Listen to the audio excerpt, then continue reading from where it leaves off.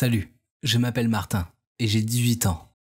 J'avais une famille heureuse jusqu'au jour où une catastrophe est arrivée et a tout chamboulé en une fraction de seconde. J'avais 14 ans quand ma famille a eu un accident de voiture. Mon père conduisait et soudainement un chien a couru sur la route. Il a perdu le contrôle de la voiture et en a foncé sur le trottoir. C'était un de ces moments dingues, une question de vie ou de mort. Ma mère a attrapé le volant et l'a tourné pour que ce soit son côté qui s'écrase contre le poteau. Elle a sauvé la vie de mon père et a perdu la sienne en même temps. C'était l'un des pires moments de ma vie. Mais mon père ne s'en est pas sorti non plus. On fut emmené à l'hôpital pour nous ausculter après l'accident. Et même si j'allais bien, ce n'était pas le cas de mon père. Il n'avait pas de blessure, mais ils ont découvert une tumeur maligne à l'estomac, et elle s'était déjà étendue dans tout son corps. Il ne lui restait plus longtemps.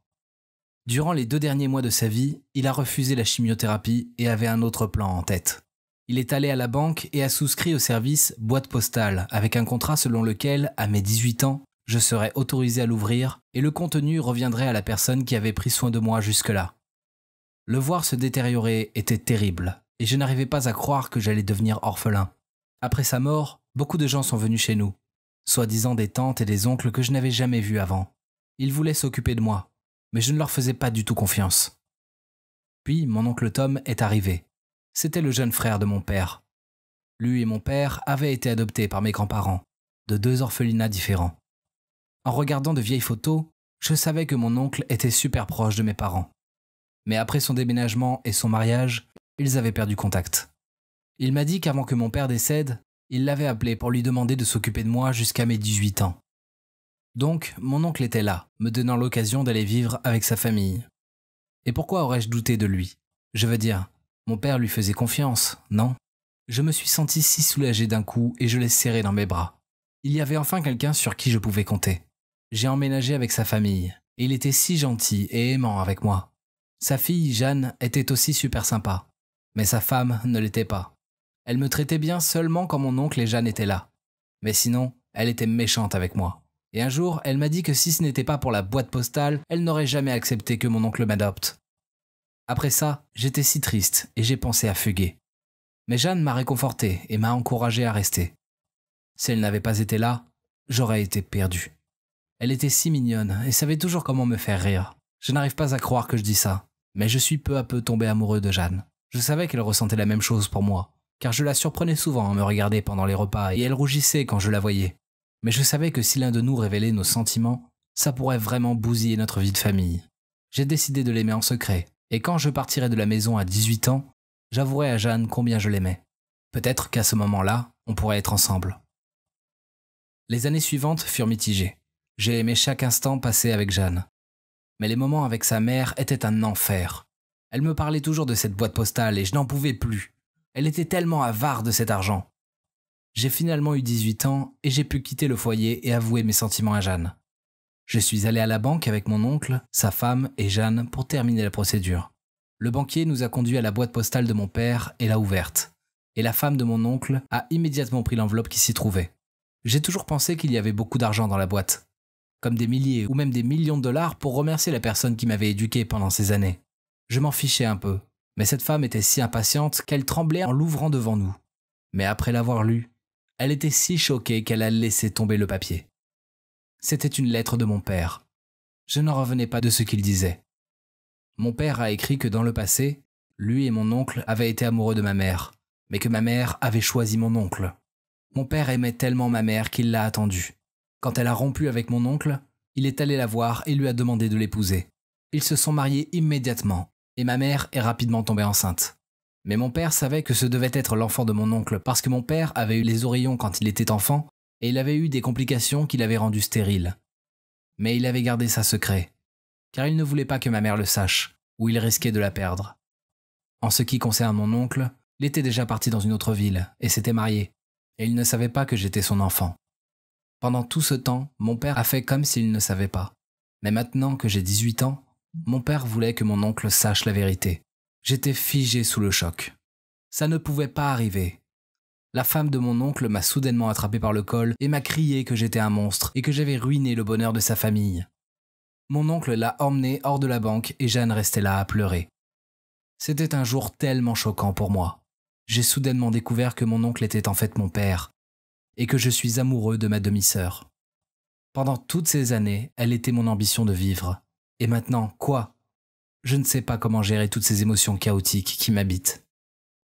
Hé, je suis Pénélope, et j'habite dans une petite ville. C'est le genre d'endroit où tout le monde se connaît. Comme il n'y a pas beaucoup d'écoles en ville, moi et mon groupe d'amis avons grandi ensemble depuis toujours. Il y a ma meilleure amie Lia, et puis il y a les gars, Mathis et Antoine. On a toujours été tous les quatre. Nous nous appelons les quatre fantastiques. Ce qui peut sembler idiot, mais nous nous en fichons car on avait les uns les autres. Les choses ont changé en première année de lycée quand, une fois à la pause déjeuner, Lia s'est approchée de notre table avec une nouvelle fille appelée Mathilde. Tout ce que je savais d'elle, c'est qu'elle avait déménagé de Los Angeles. Mais c'était la première fois que je la rencontrais. Mathilde était vraiment jolie, avec une peau bronzée et des cheveux parfaits. J'ai essayé de suivre le style de la e-girl. Je le trouve si cool et mignon en même temps. La tenue de Mathilde est définitivement mon style. C'est impressionnant. Et je voulais toute sa garde-robe. Je me sentais tellement inférieure à côté d'elle. Et ça n'a pas aidé que Mathis et Antoine n'arrêtaient pas de la regarder. Au cours des semaines suivantes, Mathilde a traîné avec nous de plus en plus. Jusqu'à ce qu'il semblait évident qu'elle faisait désormais partie du groupe.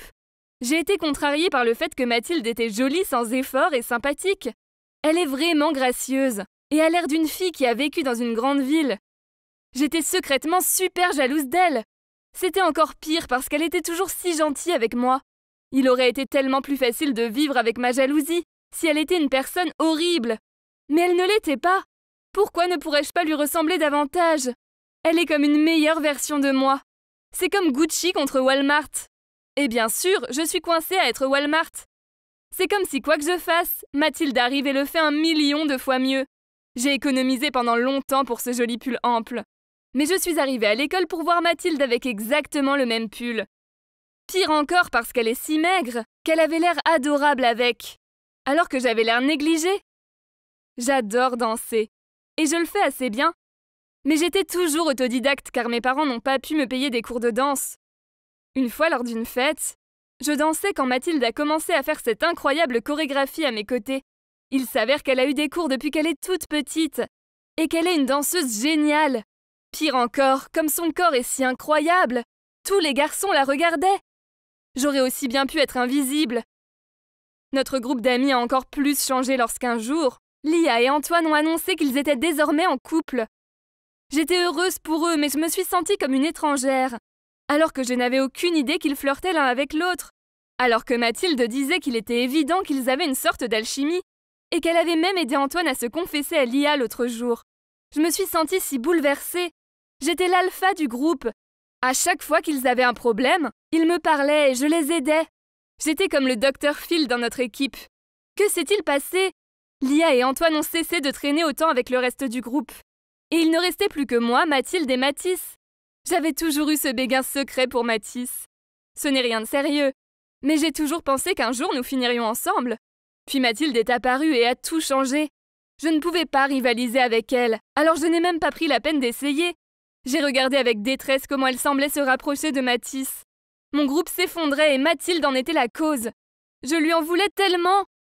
Elle était venue avec son joli look de e-girl et sa personnalité de gentille fille, et elle a tout gâché.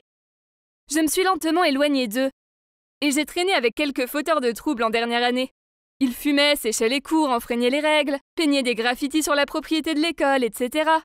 Ce n'était pas vraiment mon style, mais je suppose que ma solitude m'avait amenée à trouver le mauvais type d'amis. Une fois, Mathilde m'a surpris en train de marcher seule à l'école pendant la pause déjeuner, et elle m'a demandé pourquoi je n'avais pas été aussi présente ces derniers temps. Je lui ai dit que j'avais traîné avec des seniors sympas, et je lui ai demandé si elle voulait se joindre à nous. Je ne m'attendais pas à ce qu'elle me dise oui, mais elle l'a fait. Cela m'a agacée.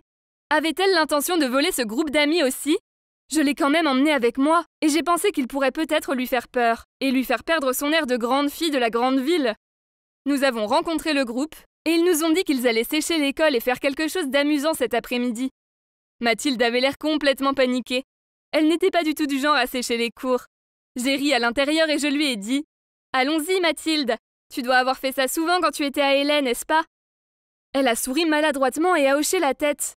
Ce type n'arrêtait pas de la draguer. Et elle avait l'air si mal à l'aise. Elle m'a regardée pour demander de l'aide, mais j'ai fait semblant de ne pas la remarquer. Je me suis secrètement réjouie de son malaise. À un moment donné, il a continué à essayer de toucher ses cuisses, et ainsi de suite, et cela a fini par la briser. Elle l'a repoussé et s'est enfuie en pleurant.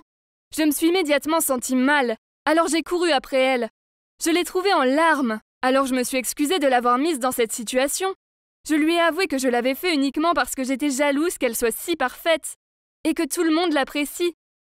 Elle a arrêté de pleurer, a essuyé ses larmes et a dit « Quoi ? Jalouse de moi ? Qu'est-ce que j'ai qui pourrait inciter la jalousie ?» Puis elle a souri et m'a dit qu'elle m'admirait vraiment, que j'étais cool et que je m'entendais bien avec tout le monde, y compris les garçons. Elle s'est seulement habillée comme ça parce qu'elle aimait tellement mon style, qu'elle voulait être plus comme moi. Elle n'a pas non plus suivi de cours de danse. Elle savait juste que j'aimais danser. Alors elle a regardé des cours de danse en ligne avant d'aller à la fête pour pouvoir m'impressionner. Elle voulait vraiment être comme moi et être proche de moi. Puis j'ai demandé « Et Mathis, vous voyez ?» Et elle a ri. Non, il a vu que j'avais réussi à mettre Lia en couple, alors il m'a demandé de l'aide pour t'avouer. Il t'aime bien, pas moi. Il s'est donc avéré que nous voulions ressembler l'une à l'autre, alors qu'en réalité nous étions très bien en étant simplement nous-mêmes. Mathilde et moi sommes maintenant de grandes amies, et elle ne s'habille plus comme moi. À la place, elle a son propre style cool. Quant à Mathis, j'ai l'intention de lui dire exactement à quel point il me plaît. Nous ne sommes peut-être plus les 4 fantastiques, mais je suppose qu'être les 5 fantastiques fonctionne encore mieux. Salut, je m'appelle Clara, et j'ai une sœur jumelle qui s'appelle Arabelle. On n'a pas eu une éducation classique, car notre mère nous a laissés à l'orphelinat quand on avait 6 ans. On a les yeux bleus foncés de notre mère, et c'est presque tout ce dont je me souviens d'elle. Je ne suis pas sûre qu'elle nous ait abandonnés. Je crois qu'elle était juste jeune et qu'elle ne pouvait pas gérer. Quand nous étions petites, j'étais très proche avec ma sœur. On faisait des tours aux autres enfants et aux bonnes sœurs, en se faisant passer l'une pour l'autre. Arabelle portait toujours un nœud rose dans les cheveux, donc on en portait un toutes les deux, et on faisait peur aux autres en passant une à une devant eux dans les couloirs. C'était le bon temps, mais en grandissant, tout a changé. Je suis devenue verte de jalousie d'Arabelle. Tout le monde la préférait. Les bonnes sœurs l'appelaient leur petit chat, et chaque enfant traînait autour d'elle comme si c'était une étoile brillante ou autre. Ils la trouvaient tous adorable et polie. Ça m'embêtait parce que je connaissais son vrai visage. Et elle n'était pas adorable du tout. Elle était entièrement fausse. Elle savait juste exactement quoi dire et faire pour amadouer les gens. Puis quand on avait 12 ans, beaucoup de choses ont changé notre vie. L'orphelinat avait des problèmes d'argent qui ne pouvaient pas se régler. Nos bonnes sœurs nous adoraient tellement qu'elles ne voulaient pas nous perdre. Mais elles n'ont pas eu d'autre choix que de nous trouver des parents adoptifs. Elles ne voulaient pas que ma sœur et moi soyons séparés. Alors elles nous ont envoyés dans 2 familles de la même ville. Mais le Dieu de la justice doit être aveugle encore une fois. Arabelle a eu beaucoup plus de chance que moi. Elle a été adoptée par une famille riche. Mes parents m'aimaient quand même, mais bon, elle avait toujours mieux. Et ce n'était pas juste. On est allés dans la même école, et j'en avais marre de l'entendre se vanter. Quand on était à l'orphelinat, elle portait le même type d'habits. Mais maintenant, c'était différent. Arabelle était toujours à la mode avec les plus beaux vêtements. Alors même si on était sœurs jumelles, dès qu'on était l'une à côté de l'autre, elle avait l'air d'une reine et moi d'une servante. Elle avait facilement tout ce qu'elle voulait. Un lit de princesse, une grande fenêtre avec vue sur la mer, des cours de piano et de danse classique, une mère et un père géniaux. Elle en parlait tout le temps. Et j'en avais marre. C'est comme si tout ce qu'il y avait de mieux n'était pas suffisant pour elle. Elle n'appréciait pas ce qu'elle avait et voulait toujours plus. Si j'étais elle, je vivrais ma meilleure vie avec gratitude et je respecterais tout ce que j'ai. La vie était si injuste. Pourquoi Arabelle avait toujours ce qu'il y a de mieux, alors qu'une gentille fille comme moi souffrait depuis le jour de sa naissance? Adopter une des sœurs jumelles a rendu nos 2 familles proches. Ma nouvelle famille allait toujours dans la grande maison d'Arabelle pour faire des barbecues et des dîners chics. Honnêtement, je ne voulais pas y aller. Ce n'était pas une simple réunion de famille, mais l'occasion pour elle de se montrer. Ses parents étaient très sympas, et juste en regardant la manière dont ils la traitaient, Je savais qu'il l'aimait beaucoup. Il lui caressait souvent la tête et l'appelait chaton. Arabelle paraissait gentille et tout, mais dans leur dos, elle disait que ce surnom lui donnait la nausée, car elle n'avait pas 5 ans. Personne ne semblait voir la vérité. Arabelle n'était pas du tout l'adorable fille qu'il pensait. Elle était même en fait insolente, hautaine et arrogante, et en plus elle était fausse. Je me souviens un jour de l'anniversaire de sa mère. Sa mère était parfaite dans cette robe magnifique, et les gens de la pièce restaient muets pour montrer qu'ils étaient impressionnés. Arabelle jouait la fille adorable et n'a pas arrêté de complimenter sa mère. Mais dès qu'elle avait le dos tourné, Arabelle me chuchotait « Regarde son sourire ridicule, elle pense qu'elle est vraiment belle, alors que tout le monde sait que c'est moi la plus belle ici. » J'en avais tellement marre de son double jeu. Elle avait de la chance de vivre cette belle vie, mais elle n'appréciait pas ce qu'elle avait déjà. Et elle était si fausse. Un jour, j'ai essayé de la démasquer. J'ai essayé de dire à mes parents et à notre amie en commun comment elle se comportait dans leur dos. Mais ils ne m'ont jamais cru et m'ont dit d'arrêter d'être égoïste. Ils ne comprenaient pas qui elle était vraiment et m'ont même punie. C'est moi qui méritais cette vie, pas cette tocarde menteuse. C'est là que j'ai décidé d'avoir un plan. Je voulais prendre la place d'Arabelle et vivre sa vie. J'ai commencé par observer son travail, pour copier son écriture. Je me suis entraînée à imiter sa voix. On avait un peu la même, donc c'était facile. Je la suivais en cachette avec ses amis, pour tout savoir sur leurs passions et habitudes. Mais ma famille n'était pas aussi riche qu'eux. Je ne pouvais qu'attendre devant le restaurant, la boutique de vêtements et le cinéma. Observer Arabelle profiter de la belle vie me motivait encore plus. Quand nos familles se sont retrouvées, j'ai fait l'effort de mieux connaître ses parents. Sa mère aime jouer le piano et son père aime s'occuper de ses bonsaïs. Sa mère est allergique aux fruits de mer et son père au beurre de cacahuète. J'ai noté chaque petit détail de sa vie dans mon agenda.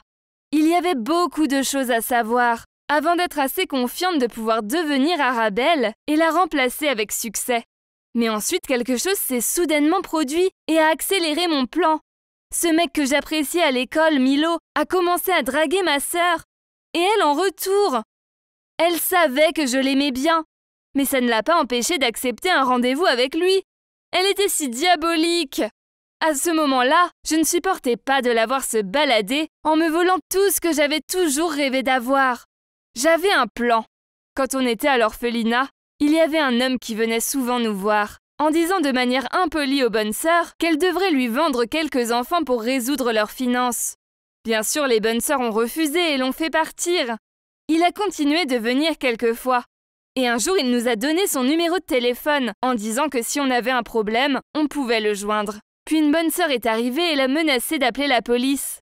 Eh bien, c'était la dernière fois que je l'ai vu. J'avais toujours gardé son numéro parce que je savais qu'un jour j'en aurais besoin. Et ce jour est enfin arrivé. Je l'ai appelé et on a monté un plan pour résoudre mon problème avec Arabelle. Il lui a envoyé un message anonyme en lui disant de venir dans un coin reculé du parc pour connaître un ragot intéressant sur Milo. Évidemment, ma sœur fouineuse a accepté. L'homme m'a promis que ma sœur serait envoyée ailleurs pour l'aider à gagner de l'argent et qu'elle ne serait pas maltraitée. J'ai laissé une lettre chez moi en disant que j'en avais assez de mener une vie de pauvre et que j'avais trouvé un meilleur endroit où vivre. J'ai dit à mes parents de ne pas être tristes et de ne pas me chercher. Je me suis cachée dans un coin du parc et j'ai attendu que ma sœur arrive. Puis quand il l'emmènerait, je pourrais facilement me mettre à sa place pour la remplacer. Il n'y aurait plus de Clara, car je redeviendrais Arabelle. Enfin, sa meilleure version. Soudainement, j'ai vu une voiture noire s'arrêter au loin. 2 mecs tatoués sont sortis de la voiture. Je voyais des armes dans leur dos. Ils se sont arrêtés un instant pour humidifier un mouchoir avec un liquide. Ça me semblait mal. Je savais que ça allait beaucoup trop loin. Ils allaient faire du mal à ma sœur. Et j'étais celle qui avait initié ce péché. Et je savais que je vivrais dans la culpabilité pour le reste de ma vie si je laissais faire ça. J'ai immédiatement couru hors de ma cachette. J'ai attrapé la main de ma sœur et l'ai éloignée. J'ai entendu des pas derrière nous. Alors j'ai couru aussi vite que possible jusqu'à la foule de personnes. Et j'ai crié fort pour que les gens nous remarquent. Les 2 hommes ont dû abandonner quand on a couru dans la foule. Quand on est rentré chez elle, je lui ai dit que je passais par là, quand j'ai entendu des hommes dire qu'ils allaient la kidnapper. Puis j'ai couru vers elle aussi vite que possible sans réfléchir. Elle m'a enlacée et m'a remercié de lui avoir sauvé la vie. Elle a dit qu'elle avait toujours cru que je ne l'aimais pas et que c'était son cas avant. Waouh! Le moment où elle a avoué qu'elle pensait que j'étais une fille sale et répugnante et que je ne méritais pas sa présence et qu'elle jouait la comédie de temps en temps devant moi pour me rendre jalouse. Elle était désolée d'avoir été égoïste et a promis de changer d'attitude avec moi.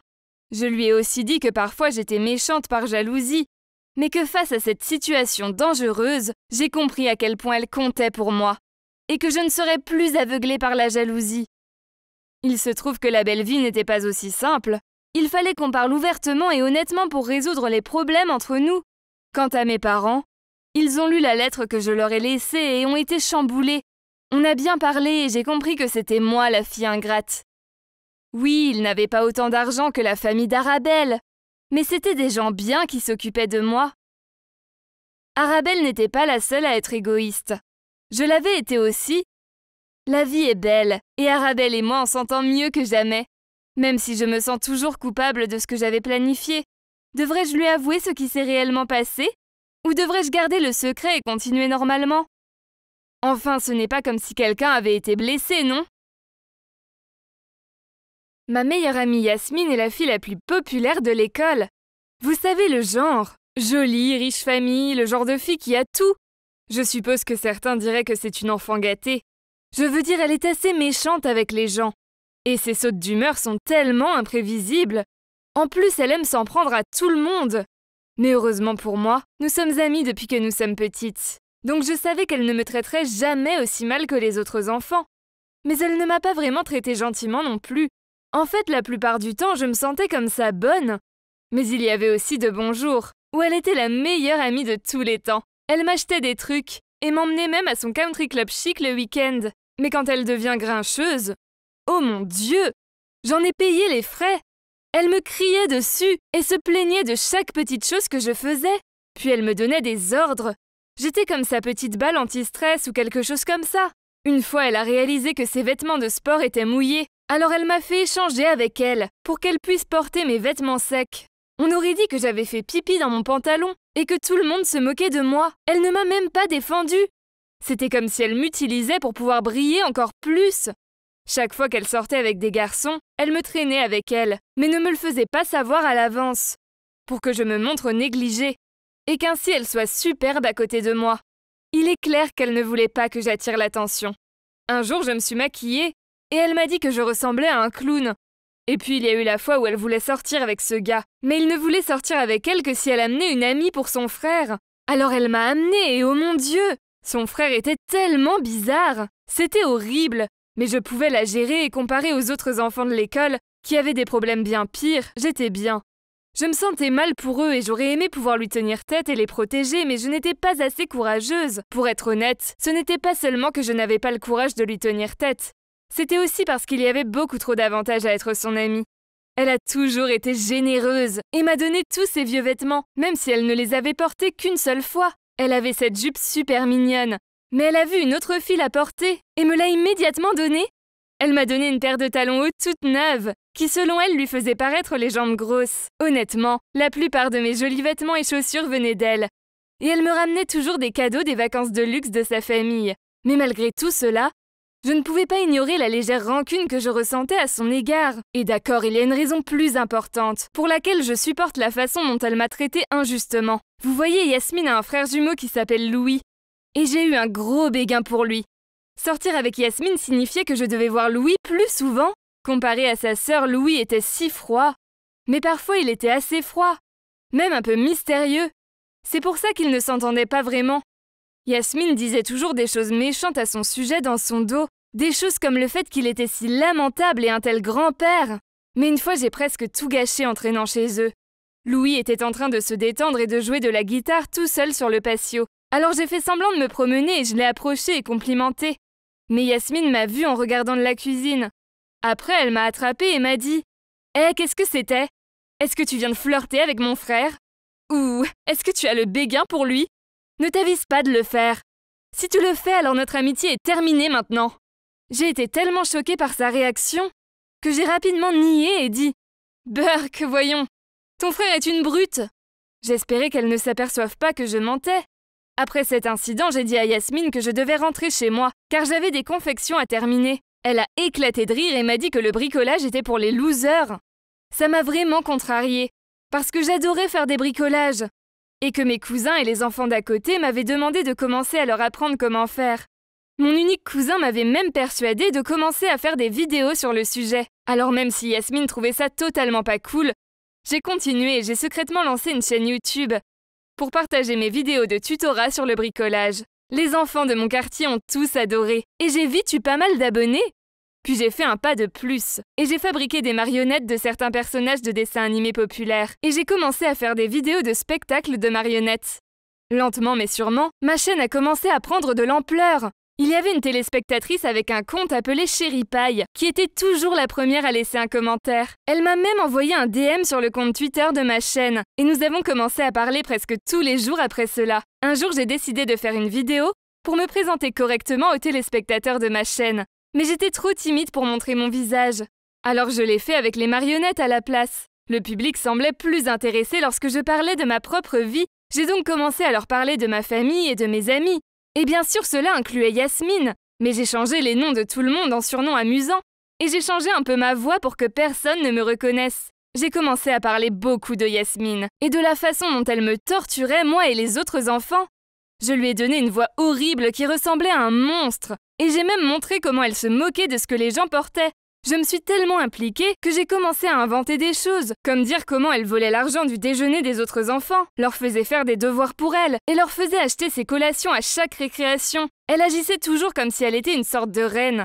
J'ai réalisé combien de sentiments j'avais enfouis au fond de moi au fil des années, et maintenant j'avais cet exutoire créatif pour les libérer tous. J'ai même raconté l'histoire de Yasmine, qui s'est fait larguer par son ex-petite amie, et comment elle a essayé de le récupérer, et s'est retrouvée sur le pas de sa porte. Il était avec sa nouvelle petite amie, et elle s'est accrochée à sa cheville en le suppliant de l'inviter à nouveau à sortir avec lui. Yasmine mourrait si elle savait que j'avais partagé ça.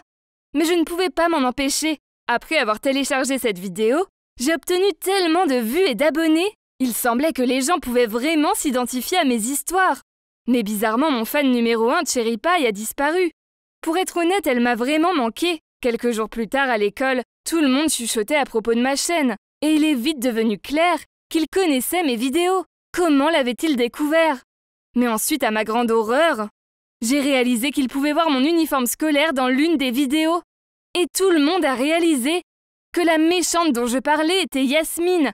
Elle était furieuse à ce sujet et a dit qu'elle allait découvrir lequel de ces losers l'avait fait et faire de leur vie un enfer. J'étais tellement terrifiée que j'ai mis toutes mes vidéos en privé et j'ai même pris quelques jours de congé de l'école. Car je me sentais si inquiète de ce qu'il se passerait si elle découvrait que c'était moi. Et puis un jour, Chérie Paille m'a soudainement envoyé un DM à nouveau.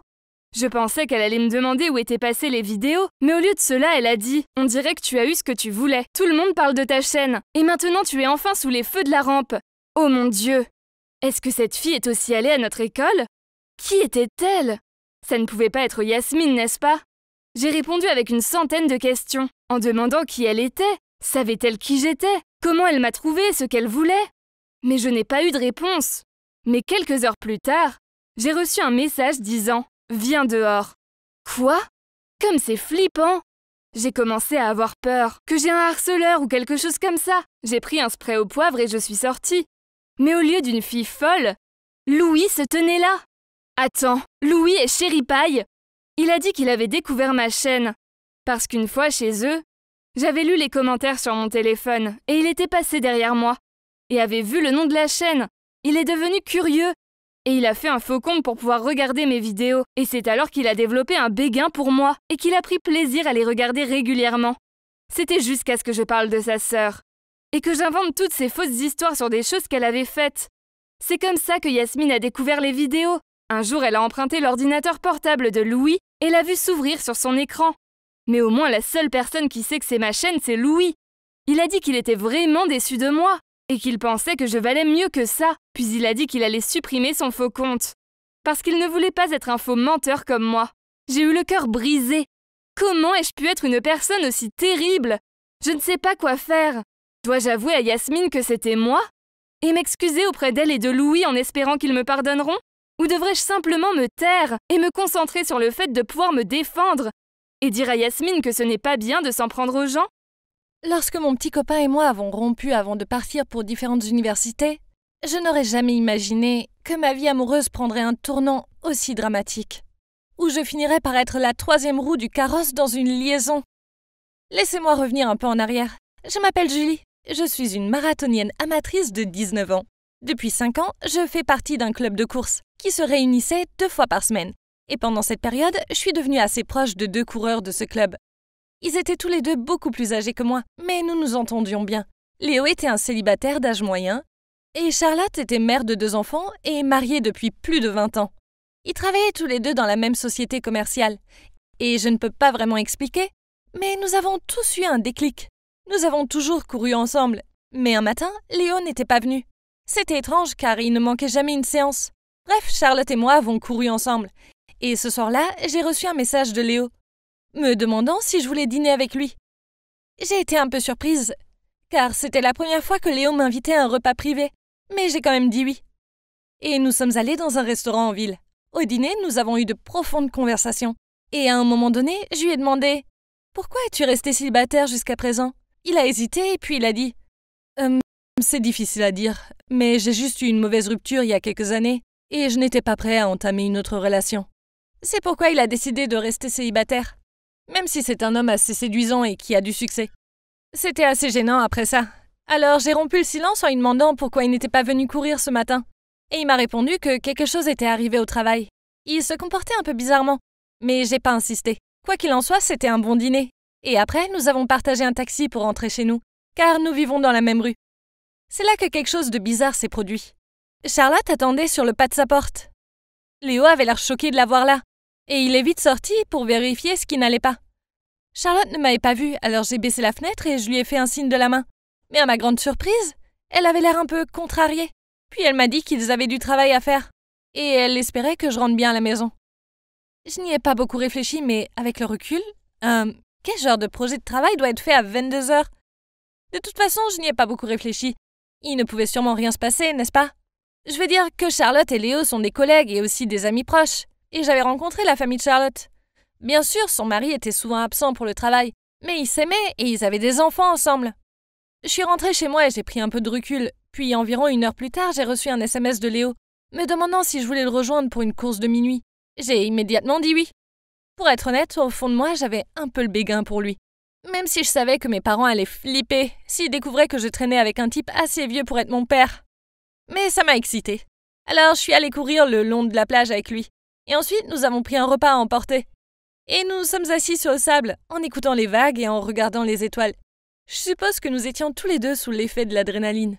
Et aussi que c'était un cadre si romantique, avec toutes les lumières de la ville se reflétant dans l'eau.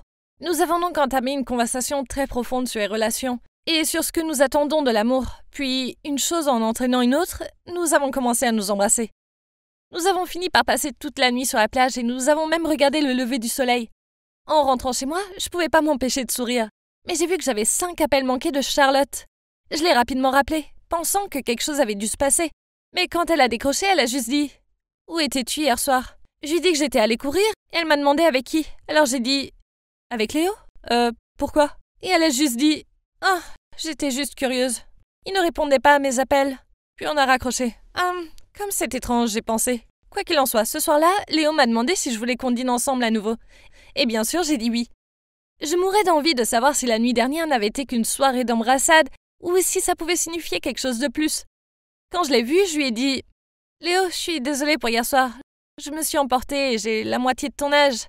Je n'aurais pas dû faire ça. Ah, je sais pas à quoi je pensais. Je m'attendais à ce qu'il dise que c'était ok et qu'il avait apprécié comme moi. Mais au lieu de ça, il a dit « Ouais, faisons comme si de rien n'était. » Je me suis sentie si mal à l'aise après ça, mais je pouvais pas nier mes sentiments pour lui. Mais après ça, nous nous sommes encore plus rapprochés. Nous avons passé plus de temps ensemble et nous avons parlé au téléphone tous les soirs pendant des heures. Puis un soir, Charlotte m'a appelée pour me dire qu'elle s'était disputée avec Léo et que c'était pour ça qu'elle était allée chez lui la semaine précédente. Ah, maintenant tout s'explique. C'est pourquoi ils ne sont pas venus ensemble au club de course. Elle a dit qu'ils ne s'étaient toujours pas réconciliés et qu'elle avait besoin de quelqu'un à qui parler. Elle avait l'air contrariée mais ne voulait pas me dire la raison de la dispute. Elle m'a alors demandé si nous pouvions nous rencontrer. Même si c'était assez gênant, j'ai dû lui dire que j'allais en fait au théâtre avec Léo. Léo et moi aimions aller au théâtre. Et ce soir-là, nous avions des billets pour voir Shakespeare in the Park. Elle m'a demandé pourquoi nous ne l'avions pas invitée. Et j'ai répondu qu'elle pouvait se joindre à nous. Mais évidemment, il était trop tard pour obtenir des billets. Alors elle a raccroché. Les jours suivants, j'ai réalisé que Charlotte et Léo ne participaient qu'à des sessions de course en alternance, afin de pouvoir s'éviter. J'en ai parlé à Léo et Charlotte, mais ils ont simplement affirmé que leur travail devenait stressant et qu'ils ne pouvaient donc assister qu'à une seule séance d'entraînement par semaine. Puis un vendredi matin, j'ai remarqué que Charlotte était d'une humeur massacrante. Normalement, elle était tellement joyeuse, alors je lui ai demandé ce qu'il y avait de neuf, et c'est là qu'elle m'a dit qu'elle avait une liaison avec Léo depuis 3 ans. J'ai été choquée. Je veux dire, je suppose que j'aurais dû le voir, non? Mais je ne pouvais toujours pas cacher mon choc. Je l'avais considéré comme un modèle à suivre dans cette famille extraordinaire et un travail formidable. Et pourtant, la voilà, rien d'autre qu'une trompeuse. Et avec Léo, le gars que je voyais. Oh mon Dieu, dans quel pétrin m'étais-je mise? Charlotte m'a supplié de garder le secret. Mais je ne pouvais même pas parler, j'étais dans le déni total. Si elle savait ce que Léo et moi avions fait. Et pourtant, pourquoi cela avait-il de l'importance? C'était elle qui avait une liaison, pas moi. J'ai continué à voir Léo. Et une fois, il m'a même invité à regarder un film chez lui. Et nous sommes à nouveau embrassés. C'était incroyable. Mais en même temps, j'avais Charlotte qui m'appelait tous les soirs pour la soutenir moralement. Ce qui rendait les choses vraiment bizarres. Pendant les mois suivants, Léo et moi avons continué à nous voir et j'ai adoré. Mais je savais que si Charlotte découvrait, elle me tuerait. C'était un tel dilemme. Puis un soir, elle m'a appelé pour me dire « Si tu es mon amie Julie, tu arrêteras de voir Léo. S'il te plaît, je t'en supplie. » Je n'arrivais pas à le croire. Comment le savait-elle? Désolée, Charlotte. Comment l'as-tu su? Elle a dit que c'était le 6e sens d'une femme. Et qu'elle le savait depuis la nuit où j'étais dans le taxi avec lui. En plus, elle a dit qu'il était évident que j'avais le béguin pour lui depuis un moment. D'accord, mais qu'est-ce que ça peut te faire que je suis toujours avec Léo? Tu es mariée, il est célibataire, il peut faire ce qu'il veut, lui ai-je dit. Puis elle a dit « S'il te plaît, pour ma santé mentale, s'il te plaît, arrête de le voir. Je suis jalouse, d'accord? Ça fait mal de savoir que vous êtes ensemble. En plus, ce n'est pas un mec bien. » Eh ben, ça a marché. Je n'allais pas briser la règle copine avant les copains. Alors, j'ai arrêté de voir Léo.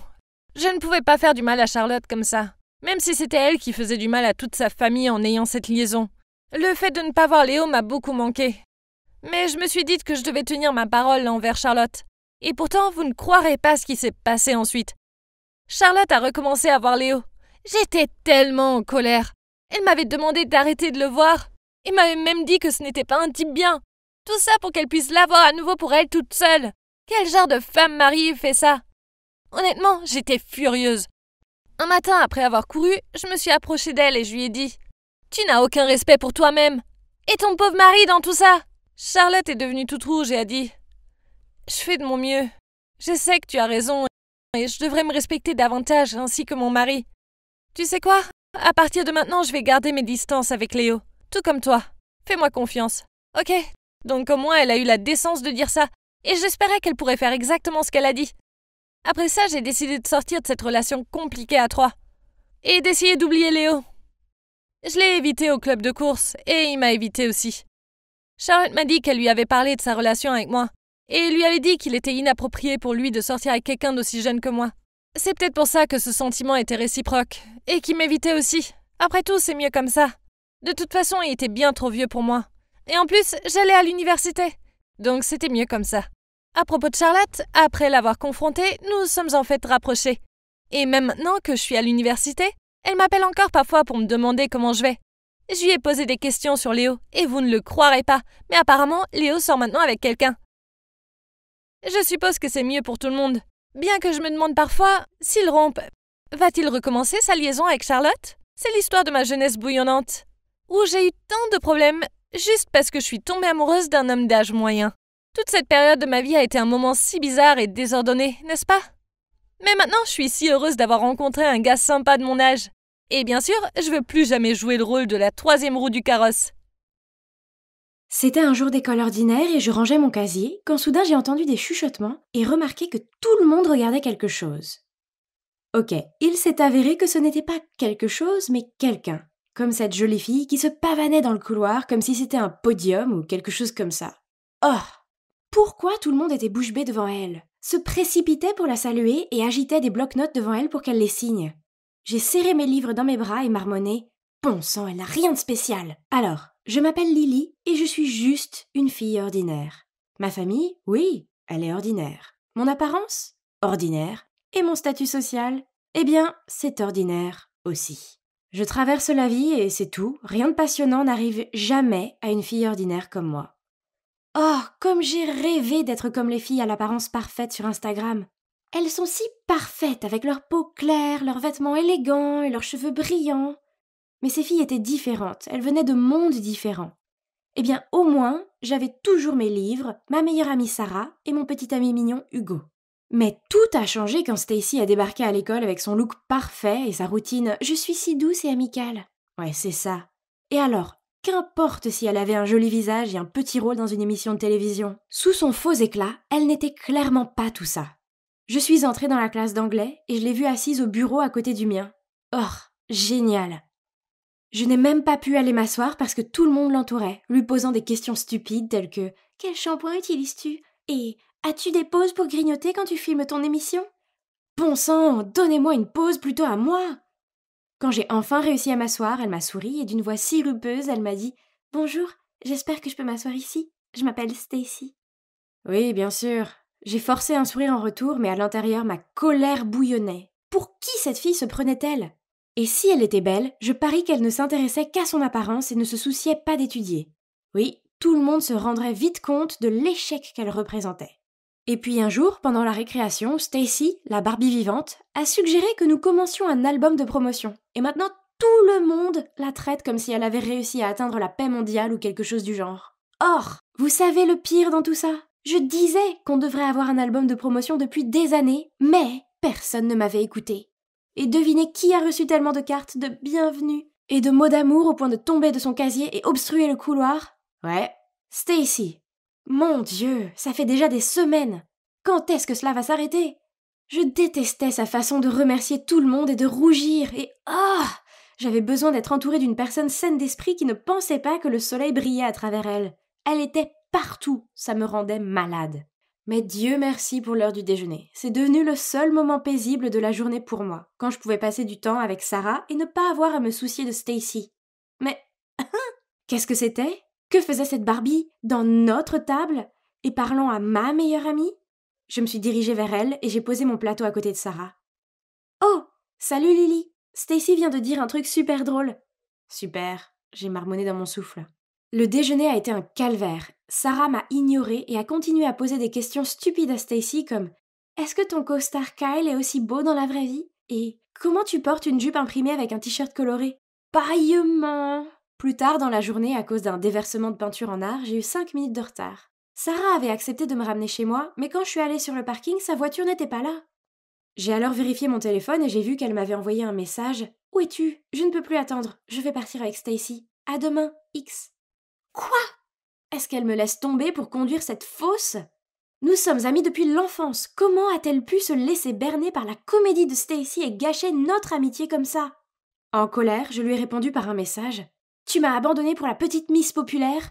Comment as-tu pu? » J'ai compris. Le nouveau entre, l'ancien sort. Eh bien, merci beaucoup.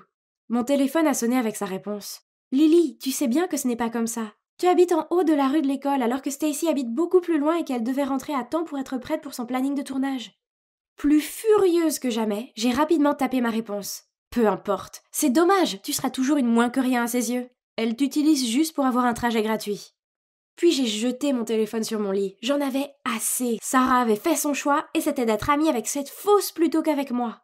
Sarah est peut-être tombée dans le piège de Stacy, mais au moins j'avais toujours Hugo, n'est-ce pas? Un après-midi, je lui parlais dans la cour de l'école, quand Stacy est passée en titubant. Même sa démarche trop difficile était agaçante. Elle a souri à mon Hugo, puis elle a délibérément trébuché et laissé tomber les livres qu'elle tenait. J'ai attrapé le bras de Hugo pour l'empêcher d'aller vers elle, mais il s'est libéré de ma prise et a allé vers elle quand même. Je l'ai regardé l'aider à ramasser ses livres, elle a rougi et glissé un « merci ». C'était la pire! Quand il est revenu vers moi avec un grand sourire, je n'en pouvais plus, alors je lui ai dit « Comment oses-tu me laisser pour l'aider ?» Il m'a jeté un regard confus. « Lily, je ne faisais que l'aider. » Ouais, c'est ça, tu savais qu'elle les avait fait tomber exprès pour attirer ton attention, mais tu es quand même allé vers elle parce que tu la trouves plus jolie que moi. Il a soupiré. Tu es ridicule. Tu sais quoi? Je ne peux plus supporter ta jalousie égoïste. Arrêtons-nous là. C'est fini. Puis il est parti. Je suis restée là, à le regarder, m'attendant à ce qu'il se calme et revienne, mais il ne l'a pas fait. Tout était de la faute de Stacy. Elle avait volé ma meilleure amie et mon petit ami. Ça suffit. Il était temps de lui montrer qu'elle n'était pas si parfaite après tout. J'ai parcouru ses pages de médias sociaux pour trouver des idées. Et il est vite devenu évident qu'elle adore les garçons aux abdominaux musclés qui conduisent des motos. Comme c'est prévisible. J'ai découvert ce site web où je pouvais engager un garçon pour jouer avec son cœur, puis la larguer. Il était temps qu'elle apprenne à quel point c'était nul de se sentir indésirable et sans valeur. Ha! J'ai trouvé le mec parfait, Martin. Il avait 19 ans, il était accro à la gym, et il avait une moto. Waouh! Il était cher, mais ça en valait la peine, non? Je me suis arrangée pour le rencontrer dans le café du coin, et bon sang, il était encore plus beau en vrai. J'ai souhaité utiliser cet argent pour qu'il devienne mien. Donc, le marché est le suivant. Il va flirter avec Stacy, faire en sorte qu'elle l'aime éperdument, puis rompre avec elle. Le lundi suivant, en sortant de l'école, j'ai vu Martin garé devant l'entrée de l'école, tenant son casque et ayant l'air de jouer dans un film. Bien sûr, toutes les filles le regardaient. Mais il s'est dirigé vers Stacy. Puis une semaine plus tard, je l'ai vu aller chercher Stacy à l'école. Waouh! Je le savais! Je savais que j'avais choisi la bonne personne. Martin était un tel tombeur de femmes. Ils avaient l'air super proches, et je devais me rappeler qu'il n'était qu'un acteur et qu'il faisait son travail. Elle allait avoir le cœur brisé. Mais quelques semaines plus tard, il était toujours en train de la draguer. Pourquoi n'avait-il pas encore rompu avec elle? Alors je l'ai appelé et lui ai demandé ce qui lui prenait tant de temps. Il m'a répondu qu'il allait le faire bientôt, qu'il voulait juste qu'elle tombe encore plus amoureuse de lui avant de le faire. Ah, c'est brutal. Seulement les semaines passaient et ils n'avaient toujours pas mis fin à leur relation. Puis en passant devant le cinéma, je les ai vus s'embrasser. Quoi? Ce n'était pas le plan. Furieuse, je lui ai donné rendez-vous le lendemain au café. Il s'est approché et n'a même pas pu croiser mon regard en disant « Je suis désolée, je ne peux plus faire ça, je te rembourserai dès que possible. » Pourquoi? Tu es tombé amoureux d'elle ou quoi? J'ai dit en plaisantant. Il y a eu un long silence, puis il a regardé la table et a marmonné « Oui, c'est vrai. » Pourquoi étais-je la seule sur cette planète à voir à quel point elle était fausse? Grâce à ses manières de sirène, j'ai perdu ma meilleure amie, mon petit ami, et maintenant mes économies. C'était assez. J'avais besoin de l'affronter. Le lendemain, après l'école, j'ai essayé de la trouver mais elle était introuvable. Puis, en passant par le jardin de l'école, je l'ai vue assise là. Je l'ai eue. Il est temps de lui dire exactement ce que je pense d'elle. Je me suis précipitée vers elle et j'ai ouvert la bouche pour parler. Mais pourquoi pleurait-elle? Quand elle m'a vue, elle a esquissé un sourire et a dit « Oh, salut Lily, y a-t-il une chance que tu puisses m'aider ?» Je l'ai regardée, incrédule. Pensait-elle que j'étais sous son charme et que j'allais faire ce qu'elle voulait? Mais alors, j'ai vu pourquoi elle pleurait. Elle tenait dans ses mains sa dissertation d'anglais avec un grand F dessus. Alors j'ai répondu « Pourquoi moi? Tu es si intelligente. Tu réponds correctement à toutes les questions en classe. Je ne veux pas être jugée sur mes mauvaises notes. C'est pour ça que j'ai quitté ma dernière école. Les autres enfants m'appelaient la beauté sans cervelle. J'étais venue ici pour un nouveau départ, mais maintenant je suis toujours en échec. » À ce moment-là, j'ai réalisé que j'étais douée pour certaines choses. Mes notes étaient bonnes et j'étais plutôt douée pour me souvenir des faits. J'étais tellement aveuglée par la jalousie que j'ai perdu de vue ces choses et je n'ai vu que ce que je n'avais pas. Rien de tout cela n'était la faute de Stacy. Elle ne m'avait jamais fait de mal, j'avais tout inventé dans ma tête parce que j'étais jalouse d'elle. Donc, je me suis assise à côté d'elle et j'ai dit « Personne ne va t'appeler comme ça parce que je vais t'aider à étudier. Tu le feras ?» Elle m'a fait un sourire plein d'espoir et j'ai hoché la tête. « Merci beaucoup. » Elle a jeté ses bras autour de moi. C'est ainsi que Stacy est passée du statut d'ennemi à celui d'ami. C'est en fait une jeune fille très douce et au grand cœur, pas étonnant que tout le monde l'admire autant. Et j'ai eu tort de la juger sur son apparence et de ne pas lui donner une chance équitable. Elle est toujours avec Martin et elle ne sait pas que je l'ai engagée pour lui briser le cœur. Mais bon, elle a maintenant un petit ami séduisant qui l'adore, donc ça peut être considéré comme une compensation, n'est-ce pas? Hugo et moi, c'est toujours fini. Mais en y réfléchissant, c'est peut-être mieux comme ça. Je sais que j'ai réagi de manière excessive, mais il m'a abandonnée si facilement et... Eh bien, je veux trouver un gars qui ne fera pas ça. Quant à Sarah, je suis allée chez elle avec un sac rempli de ses bonbons préférés, et je me suis excusée d'avoir été un crétin jaloux. Heureusement pour moi, elle m'a pardonné.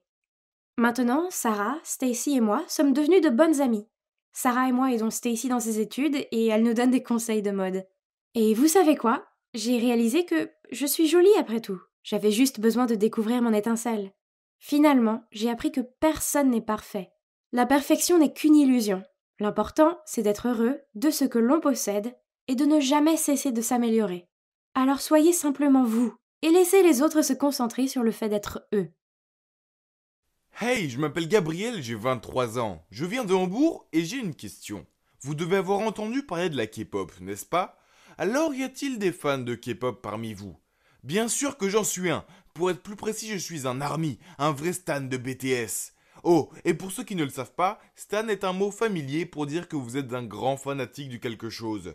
Quoi qu'il en soit, je peux dire fièrement que je suis obsédé par la K-pop. Et c'est tellement amusant, n'est-ce pas? Mais tout le monde ne comprend pas cela. En fait, voici mon histoire sur la façon dont les gens m'ont traité parce que je suis un fanboy. Et c'est devenu assez dramatique. Les gens pensent toujours que nous aimons la K-pop juste parce que les stars sont belles. Mais non, ce n'est pas seulement ça. Sérieusement, je parie que ceux qui détestent la K-pop ne l'y ont même pas écouté proprement. Alors, vous qui détestez la K-pop, écoutez-moi et je vais commencer par remonter jusqu'au moment qui a changé ma vie, lorsque j'ai découvert la K-pop pour la première fois. Tout a commencé lorsque ma camarade de classe Rose regardait ce clip vidéo intitulé Dope pendant la récréation. J'ai été curieux et je l'ai rejoint. Et oh là là, je n'avais jamais vu quelque chose d'aussi impressionnant. Le tournage, la chorégraphie, c'était fantastique.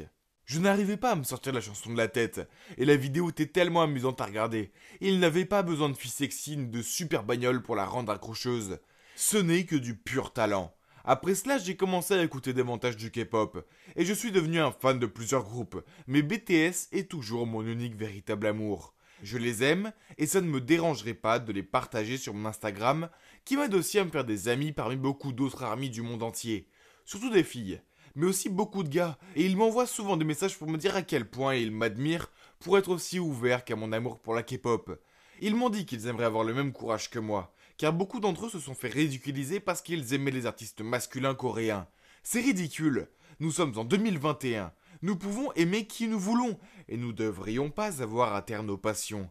Cependant, je comprends parfaitement ce qu'ils ont ressenti. Je suis passé par là et c'est dur. Une fois au lycée, j'étais tellement content de montrer à Rose mon nouvel album de BTS. Nous hurlions et crions, tandis que je parcourais soigneusement chaque page comme si c'était mon bien le plus précieux. Quand un sportif est passé avec son équipe et me l'a arraché des mains, puis il a dit « C'est quoi ce magazine pour ados ? Ils avaient tous eu des recours à la chirurgie plastique, n'est-ce pas ?» Puis un autre type a dit « Pourquoi tu aimes ces types ? T'es gay ou quoi ?» Puis ils sont partis en riant. J'étais tellement en colère que je voulais le jeter si loin de la terre que même Google ne pourrait pas le trouver. Mais je ne pouvais rien faire. Ils étaient bien plus grands que moi et me réduiraient en miettes si j'essayais. Alors j'ai trouvé une meilleure idée. J'ai commencé à aller au gym. Je voulais être musclé comme John Cook. Comme ça, je n'aurais plus peur des losers qui s'en prennent à moi et mes amis. Oh, et au fait, je ne suis pas gay. C'est juste une autre chose que nous, les fanboys, devons gérer. Il n'y a rien de mal à être gay. Mais supposer que je le suis parce que j'aime la K-pop est stupide. La K-pop est pour tout le monde. Quoi qu'il en soit, après le lycée, les choses s'amélioraient car les gens au collège étaient moins curieux. Nous avions tous grandi, et vous ne croirez pas à quel point j'étais devenu musclé. Les filles ont commencé à s'intéresser à moi, mais il n'y avait qu'une seule fille pour laquelle j'avais du béguin. Elle s'appelait Alice, et elle était très mignonne. Cependant, il y avait juste un petit problème. Et par petit, je veux dire énorme. Elle n'aimait pas la K-pop. Une fois alors qu'on étudiait, elle s'est assise plus près de moi et m'a demandé avec un sourire « Qu'est-ce que tu écoutes ?» Puis elle a pris une de mes oreillettes. « Qu'est-ce que c'est, une sorte de chorale ?» Puis elle s'est mise à lire avec un regard dégoûté. « Quoi ? C'est mon parti pris, hein. Rap Monster pétait le feu. Je ne savais pas qu'elle était de si mauvais goût. Mais j'ai laissé passer cette fois-ci puisque je ne voulais pas en faire toute une histoire à la bibliothèque. Après ça, les choses ont repris et sa haine pour la K-pop est devenue plus évidente. Chaque fois que j'en parlais, elle roulait les yeux et changeait de sujet. Et quand les nouveaux clips sortaient et que j'avais hâte de lui montrer, elle se contentait de les faire défiler sur son téléphone et de les ignorer. À part ça, elle était toujours si gentille, et on a continué à sortir ensemble. Mais nous n'aurions pas dû. Une fois nous traînions au centre commercial et c'était un jour assez spécial pour moi car c'était l'anniversaire des débuts de BTS. J'étais si content et j'avais même mis mon sac à bandoulière BTS avec un porte-clés Koya pour compléter le look. Je trouvais que j'avais l'air très cool, mais Alice a éclaté de rire quand elle m'a vu et m'a dit « Oh mon Dieu, tu as emprunté le sac à ta sœur ou quoi ?» J'ai essayé de lui expliquer et lui dit « Non, c'est le mien et c'est mon bébé Koya. » Mais elle m'a juste coupé et a roulé des yeux en disant que nous serions en retard pour le cinéma. Elle a un peu cassé mon ambiance. Mais c'était la journée des BTS, alors je ne voulais pas que quelque chose le gâche. On faisait la queue pour acheter du popcorn quand j'ai senti quelqu'un me taper sur l'épaule. Excusez-moi, je n'ai pas pu m'empêcher de remarquer votre koya. Êtes-vous peut-être un army? Et j'ai terminé sa phrase par un cri. On était tellement contents qu'on a parlé dans un charabia que seuls les armies pouvaient comprendre. Il s'est avéré que J-Hop était son idole, et qu'il s'appelait Louis. Puis il m'a même offert des cartes photos qu'il venait d'imprimer. J'étais tellement plongé dans la conversation avec lui que j'ai oublié qu'Alice était là. Jusqu'à ce que Luis lui dise « Oh hey, c'est qui ton idole?